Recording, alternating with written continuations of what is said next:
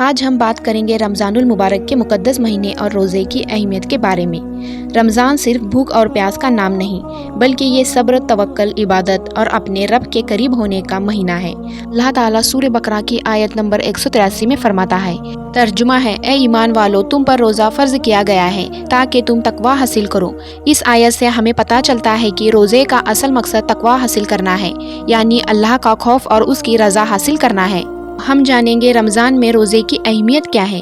رمضان کا مہینہ بہت بابرکت والا ہے۔ اس مہینے میں قرآن پاک نازل ہوا۔ یہ رحمت، مغفرت اور جہنم سے نجات کا مہینہ ہے۔ حدیث شریف میں آتا ہے کہ جب رمضان آتا ہے تو جنت کے دروازے کھول دیے جاتے ہیں، جہنم کے دروازے بند کر دیے جاتے ہیں، شیاطین کو قید کر لیا جاتا ہے۔ روزہ انسان کو گناہ سے روکتا ہے۔ جب بندہ بھوکا اور پیاسا ہوتا ہے تو اسے یاد رہتا ہے کہ اللہ اسے دیکھ رہا ہے۔ اسی لیے روزہ صرف ظاہری عبادت نہیں بلکہ باطینی صفائی بھی ہے۔ اب ہم جانیں گے روزہ رکھنے کا ثواب کیا ہوتا ہے۔ حدیث قدسی میں اللہ تعالیٰ فرماتا ہے، روزہ میرے لیے ہے اور میں ہی اس کا بدلہ دوں گا۔ اس کا مطلب کیا ہے؟ دیکھیں، باقی ہر نیک عمل کا اجر فرشتے لکھتے ہیں، لیکن روزے کا اجر اللہ خود عطا کرے گا۔ روزہ گناہوں کا کفارہ بن جاتا ہے۔ روزہ قیامت کے دن شفاعت کرے گا۔ روزے دار کے لیے جنت میں ایک خاص دروازہ ہوگا جس کا نام الریان ہے۔ اس دروازے سے صرف روزہ رکھنے والے ہی داخل ہوں گے۔ اس کے بعد ہم جانیں گے رمضان میں کیا تلاوت کرنی ہے۔ رمضان قرآن کا مہینہ ہے، اسی لیے ہمیں زیادہ سے زیادہ قرآن کی تلاوت کرنی چاہیے۔ کوشش کریں کہ پورا قرآن ختم کریں۔ اگر پورا نہ ہو سکے تو روز ایک پارہ پڑھیں۔ اگر وہ بھی مشکل ہو تو کم از کم کچھ رکوع پڑھیں۔ اس کے ساتھ سورہ یاسین پڑھیں، سورہ رحمان پڑھیں، سورہ ملک پڑھیں۔ ہم جانیں گے اللہ روزے داروں کو کیا دیتا ہے۔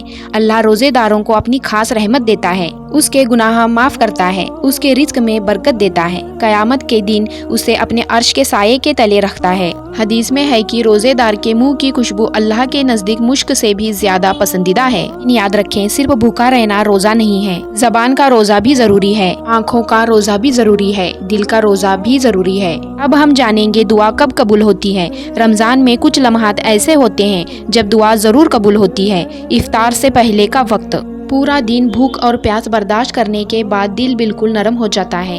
انسان اپنی کمزوری محسوس کرتا ہے، اور جب بندہ اپنی کمزوری محسوس کرتا ہے تب وہ اللہ کے سب سے زیادہ قریب ہوتا ہے۔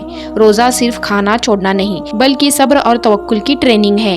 اسی لیے اس وقت مانگی ہوئی دعا میں اخلاص اور صبر کا اجر دونوں شامل ہوتے ہیں۔ سحری کا وقت، سحری کا وقت اصل میں رات کا آخری تیسرا حصہ ہوتا ہے۔ یہ وہ لمحہ ہے جب زمین پر سکون ہوتا ہے اور اللہ کی رحمت خاص طور پر بندوں کی طرف متوجہ ہوتی ہے۔ محمد صلی اللہ علیہ وآلہ وسلم کی حدیث کے مطابق اللہ تعالیٰ رات کے آخری حصے میں آسمانی دنیا پر اپنی شان کے لائق نزول فرما کر پکارتے ہیں، کون ہے جو مجھ سے مانگے میں اسے عطا کروں، کون ہے جو مغفرت مانگے میں اسے بخش دوں۔ اسی لیے اس وقت مانگی ہوئی دعا میں قبولیت کی امید بہت زیادہ ہوتی ہے۔ بڑھتے ہیں اذکار کی طرف، تو آپ کو رمضان میں زیادہ سے زیادہ استغفار کرنا ہے۔ حضور صلی اللہ علیہ وآلہ وسلم روزانہ 70 مرتبہ استغفار کیا کرتے تھے۔ آپ کم از کم 100 مرتبہ یا 70 مرتبہ بھی پڑھ سکتے ہیں۔ جتنا ٹائم ملے آپ درود شریف پڑھیں۔ تیسرا کلمہ سبحان اللہ و بحمدہ، یہ بھی بہت پاورفل ہے۔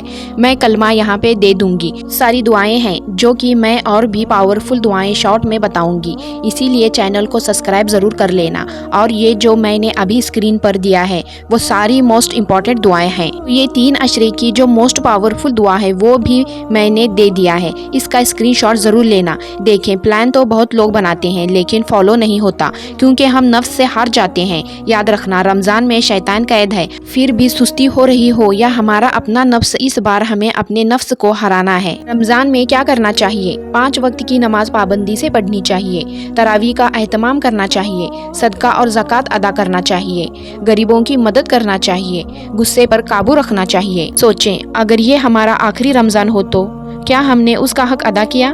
آج ہی نیت کریں، ہر روزہ صرف اللہ کی رضا کے لیے رکھیں گے، گناہ سے سچی توبہ کریں گے اور اپنی زندگی کو بہتر بنائیں گے۔ اچھا، تو پھر ملتے ہیں اگلی ویڈیو میں۔ اپنا بہت سارا خیال رکھنا اور مجھے بھی اپنی دعاؤں میں ضرور یاد رکھنا۔